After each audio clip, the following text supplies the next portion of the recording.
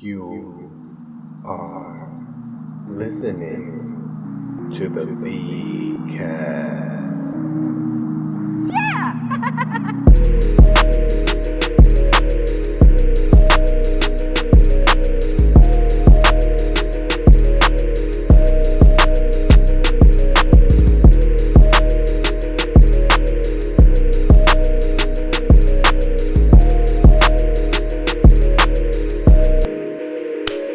Hey, it's the VCast. You know what it is. Another episode. Rocking it out solo. Another Vic Solo episode. I had another guest that was scheduled. I was actually looking forward to it for a couple of weeks, and things come up, and he couldn't make it.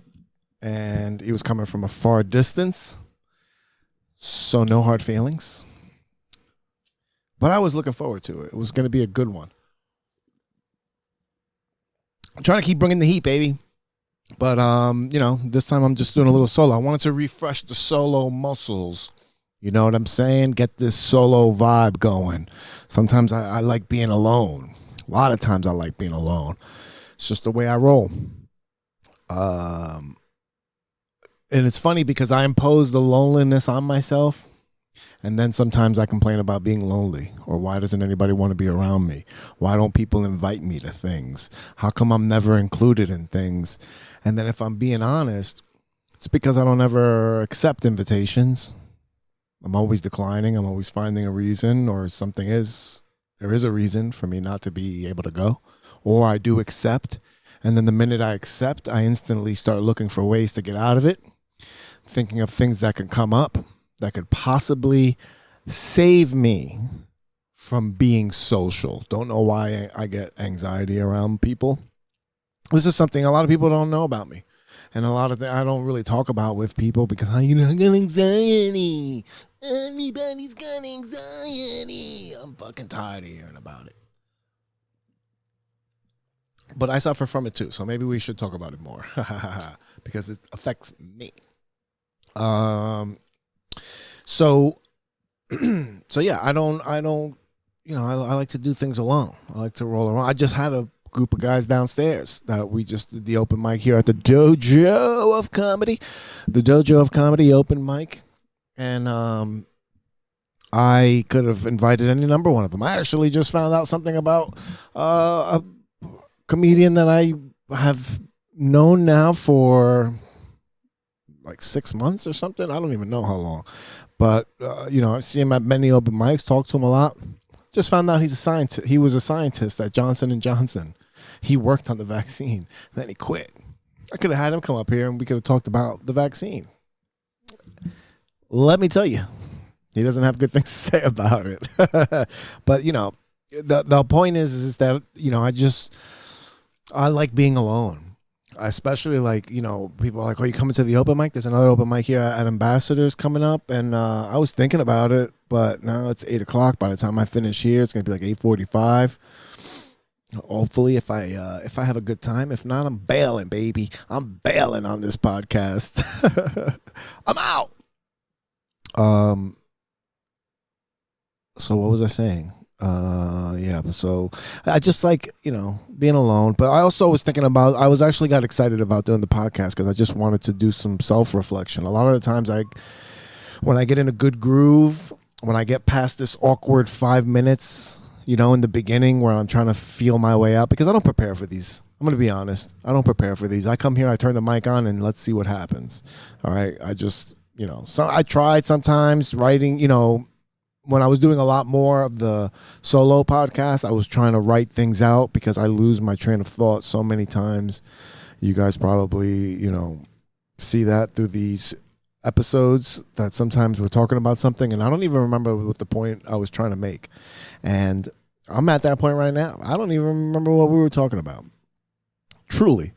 And then I stutter and I do some ands and uhs to try to get through it.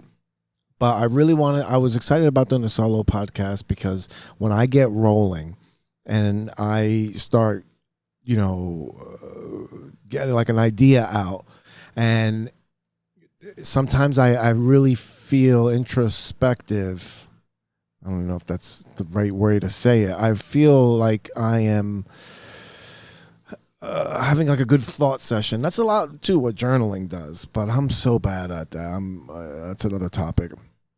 But I get these thoughts out, and I get a better understanding of where I'm at with things, or how I really feel about things. And I do that through the solo podcast, because a lot of times when I talk to people, the conversation goes where it goes. And I try to talk to people like how I would talk to you normally, right? And it's great because I've gotten to know people more, and I've gotten to learn some cool things. And I'm really enjoying this process. Let me tell you, I'm really enjoying having people on, talking to them. And then I like the part afterwards about posting the podcast, and all the other work behind it can be a little tedious, and I'm dragging ass. I'm 2 videos behind. Sorry, everybody that's listening to this video for last week. This is going to air. I'm going to put this out on the 12th, next Monday. I like to be a episode behind. I have an episode in the can that I forgot to post for today. So that part can be a little bit tedious, and I'm not very consistent with those things. But when I do it, I enjoy how it makes me feel. Like I just created something, and then I posted it, and it's like I'm putting something out into the world. Like I like that part. I really like the part of when I complete everything, and then I post it, and then I just let it go. Like I did that, that's like, I used to get that feeling when I was, when I first got out of jail. I was working in one of my first jobs was this wood shop, and it was called Sama Wood. And I was working there, and I think it's called Sama Wood. I don't know why that name sounds familiar. Anyway, I was working there, and it was like a wood shop, but what they did was assemble like display cases for like DVDs and things like that. Things you would see like at a Blockbuster or at like a supermarket. And I would build these cases, and we would, when you're working and you're building things, every time you finish something, even if it's just like a little box, I'm making a little box, and I line everything up, and all the edges are straight and everything, and you're done, and you look at it and you're like, I created that. That's just a good feeling. I don't know if you assemble something. I like assembling things when they come in. They're, the instructions could be crazy and stuff, but I remember putting together my daughter's crib.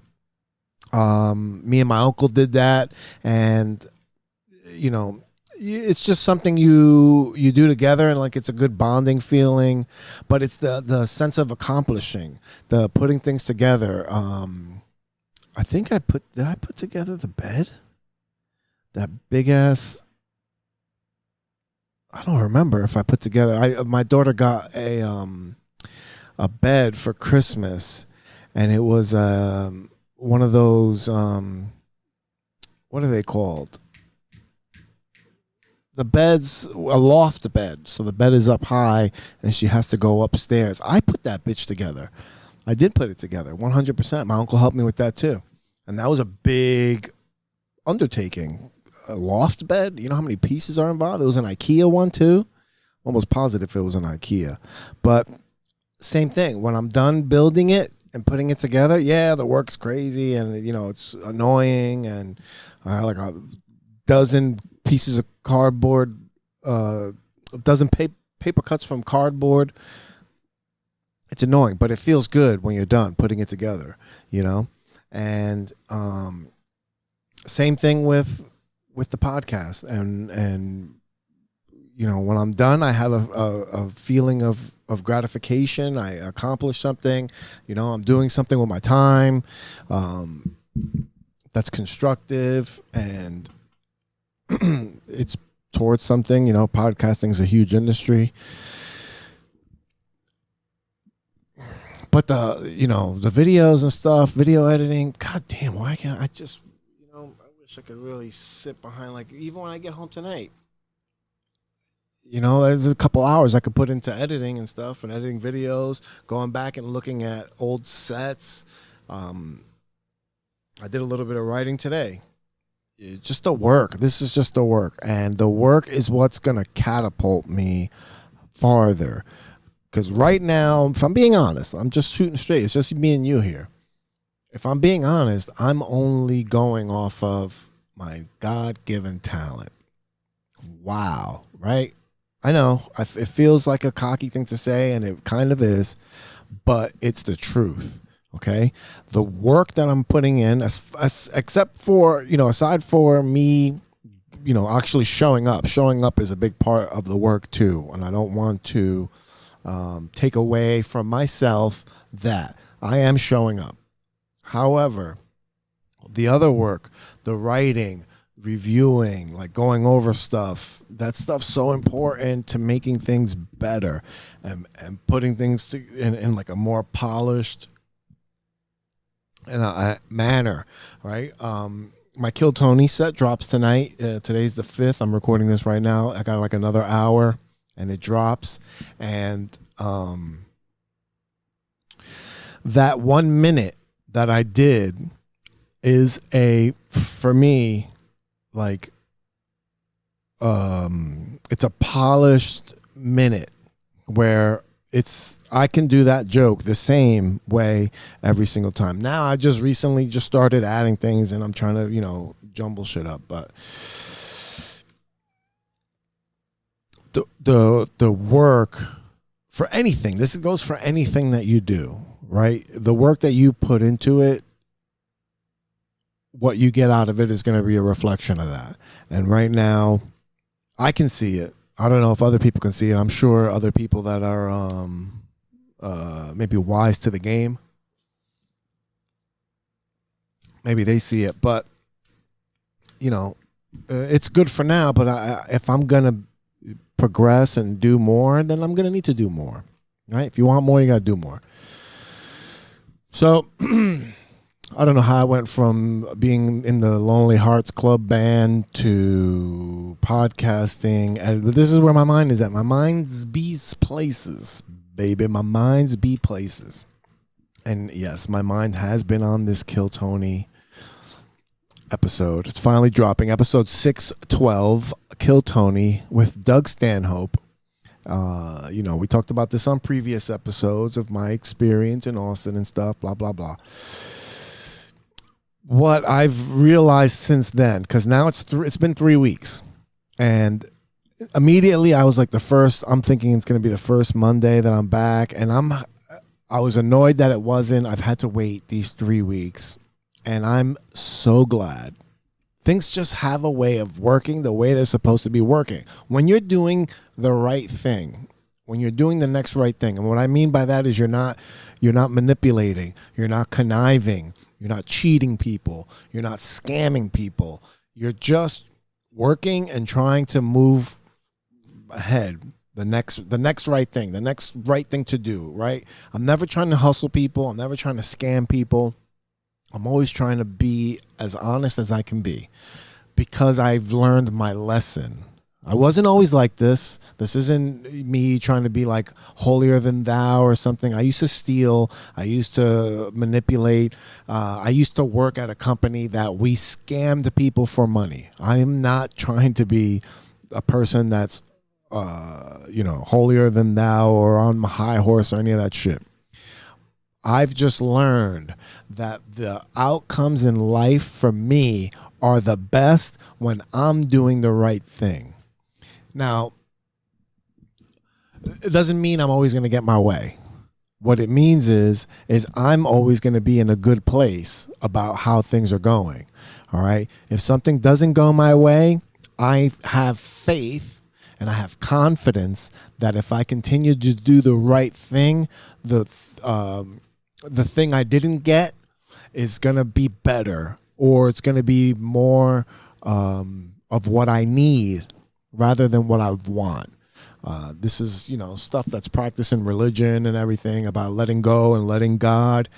I have my own ambiguities when it comes to God, and my feelings are ambivalent about the whole process. A lot of times I really want to have faith and believe, and but other times in my mind is just like, the fucking planet's been through a reset. We're millions of years old. Like sometimes you just know too much for your own good.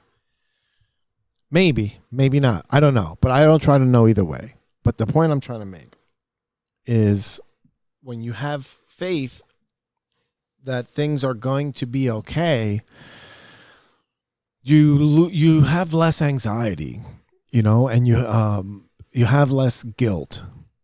All right, I move in a fashion where I don't have guilt about the things I do. I have regrets because I feel like I don't do enough or things like that. I have those kind of regrets, but I never feel guilty about the things I do because I never do anything with malintent. And I apologize to people. I try to keep my side of the street clean. And this is one of those spots where I don't know where I'm going with this, but we're going to get through it.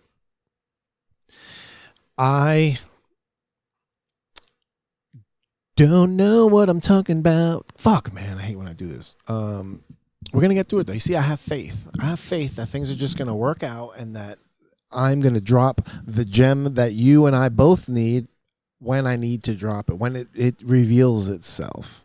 So that's how I operate. And it gives me more room to focus on showing up because that's like such a big part of the battle, see, when you stay in faith, right? They say God's going to work through you and God's going to do this. God will provide, but God's not going to do it for you. You have to be in position to accept it. And I feel like that's the same thing with life as far as opportunities and things. When people say, oh, you got lucky. It's like, yeah, you may have gotten lucky for sure. You may have gotten lucky. But if you didn't work and put yourself in a position so that if you do get lucky, you can actually take advantage of it, then the luck doesn't matter, right? So look at Kill Tony again. Getting on Kill Tony is a matter of chance. I got lucky that my name was drawn. I didn't get lucky with how my set went because I put in the work to be able to give that kind of performance. See, that kind of performance wasn't a fluke. It was something I've repeated repeatedly. But the luck is in the universe, right? Luck is when hard work meets opportunity. I think that's like a fucking saying. I think that's how it goes. I'm not sure. But that could be with anything, right? Because I also took a chance on myself. I bet on myself. And I really did. Just in going to Austin, I made the decision to go to Austin by myself. I was trying to get other people to go with me and trying to get like people to let's get together, but everybody else was in their own world and I couldn't wait for nobody else. It was in my head. And when I saw the opportunity, I said, fuck it. Let's put it all on black, AKA Vic. I'm black. All right. Put it all on black and say, let's hope luck is in my favor. And it was. I got selected. And then my hard work showed itself. My preparation showed itself. Now, I could have prepared more. This is another thing that's been beating me up because I could have watched Kill Tony before I went on Kill Tony. All right, that's a tip for you guys. If you're going to be on Kill Tony, watch Kill Tony before you go on Kill Tony. And it was just so that I could have been more prepared for the banter afterwards. I wasn't really happy with making some shit up. I probably said some shit that might piss some people off that may know me. But what are you going to do? I blew it when he asked me what I like to do for fun. I could have talked about wrestling and stuff. I said I was trying to be cool. Trying to be cool is never the move. Be yourself. Be yourself. I could have been just cool, just being myself. But no, I don't know. I just do comedy. Fucking geek. But whatever. I it went pretty well. I got the big notebook. But what I was saying before too was how things work out. This is how things work out for me. Because had that Kill Tony episode dropped immediately, I may not have acted appropriately. Okay? And what I mean by that is I tend to get ahead of myself. I tend to celebrate before the final buzzer. Like when you're in basketball and you're up by 5 with 30 seconds left and you're like excited on the fucking sideline, I'd start celebrating and then we lose by 1 because I didn't wait to see how things play out before celebrating. And I was just, on my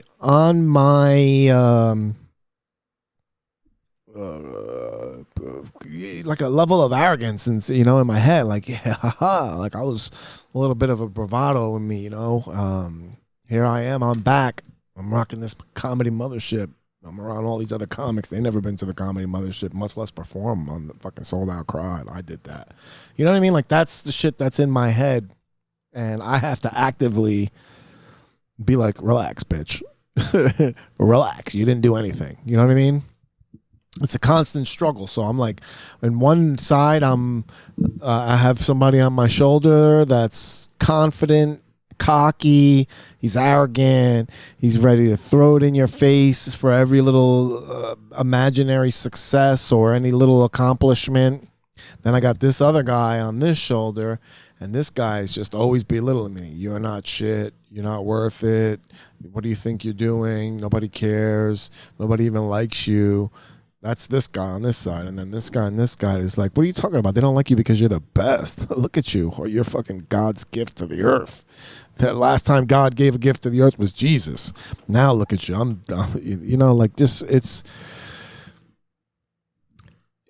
a tough battle. I'm sure other people have to go through this in your head. I don't know. Maybe you're not as self-aware as I am. I'm very self-aware. Like I said before and many times, and I will continue to talk about this forever and ever, so if you get tired of it, sorry for you. But from all the work I did, and, when I was in those fucking programs, doing so much reflecting on yourself, I'm very mindful about a lot of my character defects and my flaws, and I'm always actively working to curve the behavior, maybe. Because I can't snap my fingers and be perfect, and I'm never going to be perfect. But what I can be is just aware of how my behavior is. And when it's not right, I can fix it, and I can adjust, and I can react to it. And I can react to situations, honestly, when things are my fault. For instance, at work, while I had a really frustrating day a few days ago, last week, and I was, just in my head. I've also not been smoking during the day, and I get grouchy. I get grouchy Fauci when I haven't had my palfy. You know what I'm saying? And I got mad at a coworker for the most frivolous of things. I assumed that something she was doing was a slight towards me, and I didn't confront her about it. I just attacked her.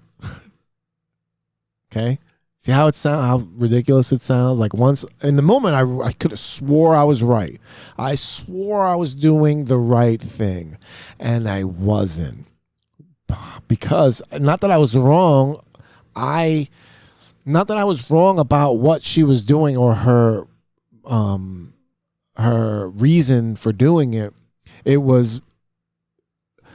I was wrong because I didn't confront it. I should have been like, hey, you're doing this, and I think you're doing it because of A, B, and C. Are you? And then I could have judged it then. Instead, I just was like, you are. And I went after them, and I attacked them. And they got upset. And that made me upset because I don't want to make people upset, and I knew I was wrong. Now, had I not been self-aware, I could have continued that. I could have taken the feeling of me being upset and I could have turned it, and then instead of just make me more angry and double down and, not admit my fault. But I had to admit that I was wrong, because I was, and I made somebody else feel bad. And I had to apologize to this person, and I apologized, and I said, even if, I assume that you were doing this because of this, and even if I was right, even if I am correct about why you were doing it, I am still wrong for the way that I went about confronting you. I attacked you in an email with our coworkers and both of our bosses on it. And it was just unprofessional. But I'm aware of these things because I did that kind of work. So I'm aware of my defects and when I'm doing things wrong, so I can be hard on myself. But I'm also growing so much from knowing all these things, and that's a positive. That's a net gain, right? These little infractions, this is going to happen. What are you going to do? You can't be a perfect person. Nobody can. We're just here in this world, existing together in harmony with the earth, except when we need oil. Then we got to drill deep, baby. So that's that about Kill Tony. It's been on my mind. It drops tonight. I'm going to be happy to get it behind me, move on to the next thing. Next thing is, I don't know. Be quite honest with you. That's a good idea. Now that this is the self-reflecting part. I don't know what's next, and that's not good. I should know what's next. I should know what I'm working towards. What's my goal? And I think what I want to work towards is a 30-minute little special. Oh, a 30-minute special? Maybe not. I don't know. I'm having a lot of fun right now, especially coming back from Kill Tony. That's another thing. Coming back from Kill Tony, and having that, taste of success. It really fired me up. It fired me up with confidence. And I believe that is the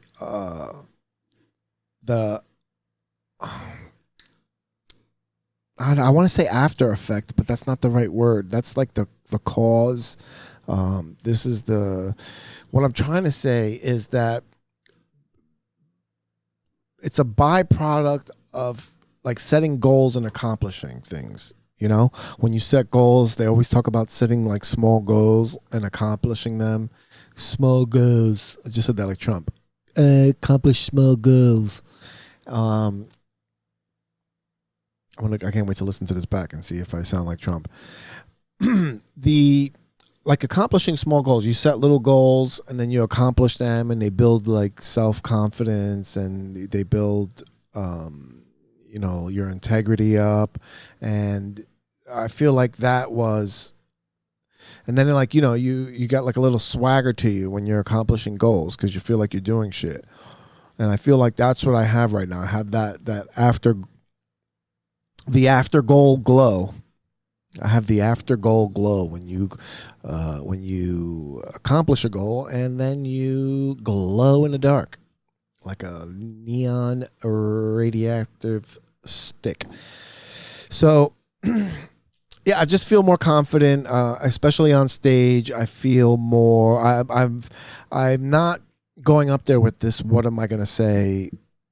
I like thought in my head. I still do, but I'm able to combat it so much like more effective. Like I feel like I have that cookie in the cookie jar, and cookie in the cookie jar. Every time you do something good, you put it in the cooking jar, and it's always there for you. All my Goggins heads. But that's in my head now. So I've also feel like I'm attacking shows. My mentality going into bits and going into sets is more, I'm gonna get you, kind of like, versus, all right, let's do this. All right, have fun. And it's more like, no, we're fucking shit up. Let's do this, baby. Get hyped, go after it, because that was how I felt walking up to that mic. I Killed Tony. That's for a young comic like me, going onto a stage like that's sold out, and having those lights on you and everybody staring at you, and your peers, your idols are to your left, people you've watched that you want to be in their position, and they're looking at you. And I didn't have that timid feeling. I had that feeling like I need to fucking attack. This is my shot. Right? When the tiger gets up on that gazelle, he doesn't paw at him. This is his shot. You may not eat for another week if you don't clamp down on those jaws and choke that little gazelle out. That's what I did. I got up on that stage and I choked the gazelle out. And that's what I want to do in life, and just keep attacking things with that vigor and that enthusiasm behind it. Because I feel like I'm just, it gives me a different level of the way I move. I'm trying so hard not to say the SWAG word. I'm trying to find something else. There's got to be another way to say it. Just the aura. I'm trying to come with this energy that, that's swagger. Fucking say it. There's no other goddamn word. But what else is in related news? I'm just excited. I'm excited about all the things that are happening. It's a beautiful time, things in my personal life. Works, I talked about that thing just now about work, but what are you going to do? I'm trying to be a positive person in the workplace, in my life, personal life. What are you going to do? I'm not trying to get too personal with you. We'll get personal in person. That's what I like. Personal in persons or in the personals. The personals. What else? I think that's it. I'm about to wrap this bad boy up. I don't want to sit here and you for the next 10 minutes. Did a nice little 30-minute cruise. Nice little 30-minute cruise down Boulevard of Broken Dreams. On the Boulevard of Broken Dreams, I walk again. I like that song. What do we got? TiffsComedy.com. Check out the shows we got coming up. All right, we got Eddie Pepitone popping in August 9th to close out the season for this year. In the summer we kind of slow down, so we're going to be renovating and stuff during the summer. Some new surprises coming up, so that when we open up next year for you guys, it's going to be fun. Things are just getting, things here are just getting more and more official. All right, we got new T-shirts in. If you want to buy T-shirts, come down to the club here in Morris Plains. You can buy them, $20. You can dress like your favorite comedian. And then, TiffsComedy.com for all the shows we got coming up. VicIsFunny.com, of course. That's where you can find my blog post, the podcast, some pictures, my calendar with dates that I keep forgetting to update because nobody books me. I was thinking about that earlier today. I was going to make a post about it and have one of those subliminal messages. But I keep seeing people that I came up with in comedy produce their own shows and not book me on them. Okay? I don't expect to be on every show, ladies and gentlemen. I'm not a greedy person. But you don't throw me one spot? These are all people that when I had a show, I was giving spots to all the time. And now they got shows. Nobody books me. It's interesting. This is another thing here where I'm trying to be introspective because, a large part of me is like, don't be an insecure little bitch, But there's another part of me that's like, this is peculiar. This is peculiar, sir. And ma'ams and sirs, why aren't you booking me? That's the question. But then, this is where the practice what you preach of the things I tell people, especially I tell my daughter, and it's you can't control other people. You can't control other people. You can't control how other people are going to treat you. You can't control how other people perceive you. You can't control how other people think of you. You can't control any of that. You can't control how other people behave. All you can do is control yourself, right? So what are the things about this situation that I can control? Now, why don't people book me? I don't know. Well, the only thing I can control is that I can continue to work to be better to the point where people can't ignore me. You can't not book me. You're going to try. You're going to have to book me. And I'm going to say yes. I'm going to say yes to everybody. I'm not going to be petty. I'm not going to be petty Betty. I want to be petty Betty. I want to be petty Betty. I have daydreams of making it big and then seeing somebody on the street and they're like, hey. And I'm like, oh, hey, remember that bar show you fucking ran? Where was the invites? Or then they come in like, hey, you want to do my show? No, I don't want to do your show. I've wanted to do your show for a long time. Where were you? Where were you? Huh? Forgot about me? I'm still here. You forgot about me? Did I do something wrong to you? What did I do? I didn't do anything. Petty.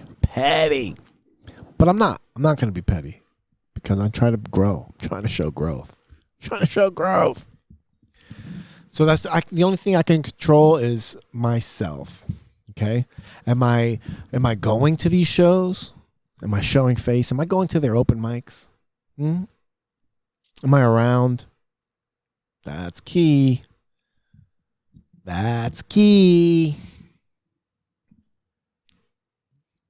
See? There's always things that you can do to not be a miserable little bitch. And that's take care of yourself. Like Jordan Peterson says, clean your own room. Why are you telling everybody else about their room? Why are you mad that nobody's inviting you to their room and your room's dirty? Clean your room. And then when people see that your room's clean, maybe they'll invite you to go places. Maybe they'll bring you out. Clean your room, baby. You want to clean your room. Self-reflection. It's a very nice tool to have. But you see, like, I talk to other people about the same problem. I've talked to other comics about the same problem. And it hurts their feelings. It hurts them. It causes anxiety in their life. It causes stress. They think about it. They obsess about it. They treat people differently because of it, because they have unresolved feelings. And this doesn't, well, it kind of makes me better than them a little bit, but not a lot. But this is, I would be in the same spot if I was unaware. If I was unaware of how I behaved, I could be in the same spot where I wouldn't be self-reflective, where I wouldn't think of or consider what is it about me that I can change to make them book me more, right? What are the things I can do? There's things I can do. If I get to the point where I'm like, there's nothing I can do, then okay, then maybe there's a cause for concern. You've done everything you can. But why are you complaining if you haven't done everything you can? Seems a little premature. So I can go back and focus. Now I don't have resentment against this person or these persons or that person for not booking me. Now I can see their shows and I can be genuinely supportive. That's it. That's like, and I can't express to you how much that's a difference in how I think about things from when I used to be very insecure. I think I've talked about it on this podcast before about just being insecure and always assuming the worst. The stories I would tell myself in my head. You see, I control the narrative in my head. I control the story that I say. So if I start telling a story that isn't true and it's upsetting me, then I can just make up a better one.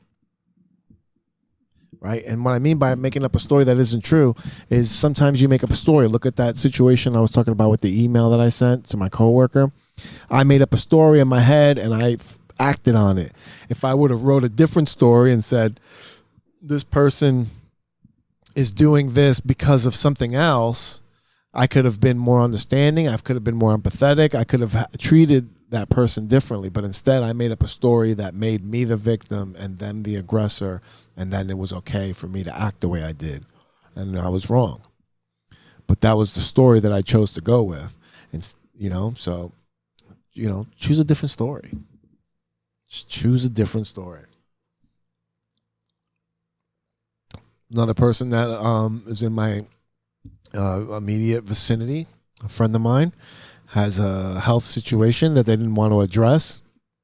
And they were fearful of all of the things that could happen. And I'm like, well, what's going to happen if you don't? Isn't that worse? Get on it. And again, stories that they tell themselves in their head to try to talk them out. You can't listen to that. You got to move forward, baby. All right, I was wrapping this up and I got into it. VicIsFunny.com, Dojo, Door Guy on Instagram, the VCast on Instagram. Follow it all, baby. Don't forget to take care of the sponsors of the podcast, 18 Pool Tables. Make sure you go to njnypooltableservice.com. Find out about your pool table, your next pool table. Where's it going to come from? Call the A-Team. All right, you're buying a pool table on Craigslist, call the A-Team. You're going to need somebody to move it for you. All right, don't try to move it by yourself, or else you're going to call the A-Team to come to your house while your pool table's on its side with broken legs, and you're like, help me. And the A-Team will help you. There's many times that they've shown up to houses and that has been the case. Or if you're going to buy a brand new pool table, call the A-Team. They sell brand new pool tables. So if you're buying a used table, call the A-Team. They'll move it for you. They'll refelt it. You want to put some nice new color. You want to put the Giants logo on your pool table. They got your back. All right. njnypooltableservice.com. Call the experts today. Don't forget about Empire Sewer and Water NJ.com. Empire Sewer and Water NJ.com for Empire's plumbing services. All right. Your drainage, you're going to need to call somebody. Don't go down in the pipes by yourself. Call a professional. Call Empire Sewer and Water NJ.com. Don't call them. Go to the website. Then they have a number there if you need emergency assistance. All right, because sometimes it's an emergency and you're going to have to call the professionals. All right, commercial and residential services, they'll take care of you. This is a black business. Support black people or else you're racist. That is the truth. If you don't get your plumbing services from Empire Sewer and Water NJ.com, you're racist. And tell them I told you so. I'm just kidding. Those are not the opinions of Empire Sewer and Water. They are the opinions of mine alone. And last but not least, Combat Sports, Combat Fitness Club in Ridgefield Park, New Jersey. Dangarero Combat Fitness Club. Go and get your free assessment today. All right, you get your free personal training, one-on-one session. Dane will punch you in the face, see if you can take a punch, and if you get back up, you are on board. All right, then he'll give you money. No, I'm just kidding. All right, go and get your butt in the gym. You're gonna want to train. All right, the summer season is upon us. You're going to be going down the shore. You're going to be going down to Belmar. You're going to be going down to DJs. You're going to be going to Point Pleasant. All right. You're going to be going to places where you're going to need to know how to throw hands. Don't be the loser in the World Star video. And the only way that's going to happen is if you go train with Dan Guerrero at Combat Fitness Club. All right. Because everybody else is in the streets training. People are training. I don't know if you watched YouTube lately. Every fight that you see, somebody's throwing a leg kick or something. All right. You don't want to be the guy that doesn't know what to do. All right. Call Dane. All right. Get your sessions in. They do group sessions. They do personal one-on-one training. All right. Cardio, kickboxing if you just want to lose a little bit of weight. But still, take some of the boxing lessons too. Learn how to throw your hands, because if somebody's going to get hurt, it better be the other guy or gal, all right? But listen, don't go in there and learn how to throw punches, all right, guys? Guys, don't learn how to throw punches and then start hitting women, all right? That's unacceptable unless they're trying to rob you and trying to take your life or something, all right? That's the lesson here. This is the time and place, but usually not. Learn how to take care of yourself. Learn how to protect yourself. Get healthy doing it. COVID was out here knocking people out because they were fat and overweight and weren't feeling good about themselves. And then, the COVID is a disease of depression. If you're not feeling good about yourself, then COVID's going to come and put their arm around your shoulder and be like, hey, man, just die. And then, take care of yourself. Get fit. Combat Fitness Club, Ridgefield Park, New Jersey. Contact Dan Guerrero. You can find him on Instagram, combat_fitness_club. And get it together, bitch. All right, that's the podcast. Thank you so much for listening. If you listened this far, I fucking love you, all right? And if you didn't and you just fast forward to end to see what I say, then I still love you too, because you're still here. Thank you. Thank you very much. And good night. You're listening to my dad of the Vic.